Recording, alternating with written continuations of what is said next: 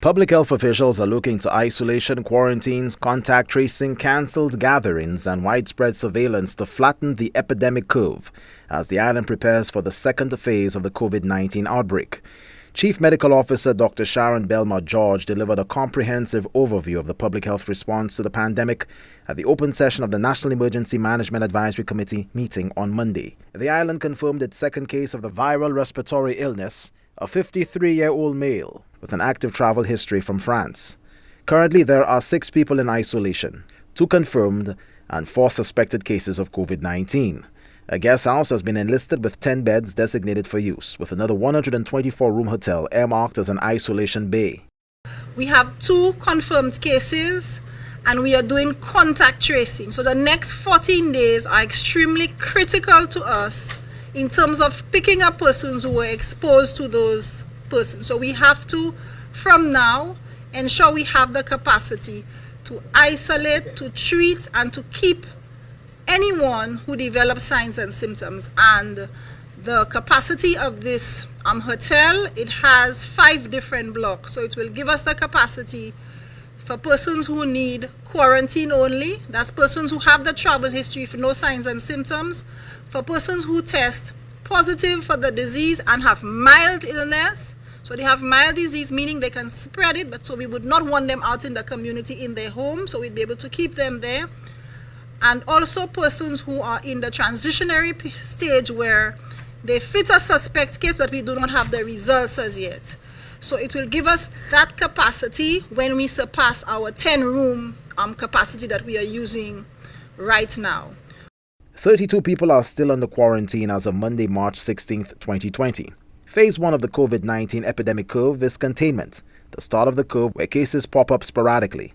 Although the island has yet to confirm an in-country spread of the virus, public health officials are preparing to enter the second phase, which is community transmission.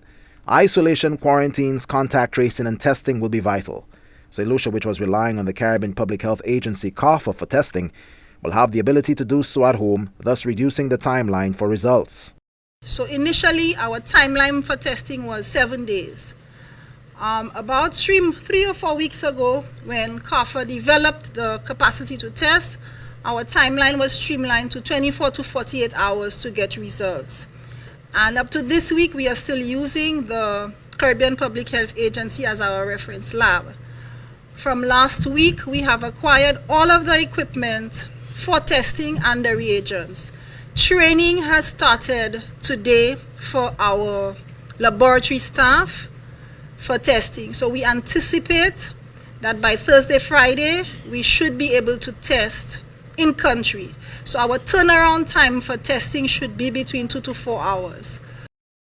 The aim is to keep the epidemic curve as flat as possible, with the number of cases reported as low as possible, so the healthcare system is not overwhelmed. Community respiratory clinics have been established at the Grosse Lake Polyclinic, Viewfort Wellness Center, and Dennery Hospital. Furthermore, the CMO discloses that the 311 COVID-19 hotline will be available to the public by midweek, with physicians volunteering to man special phones.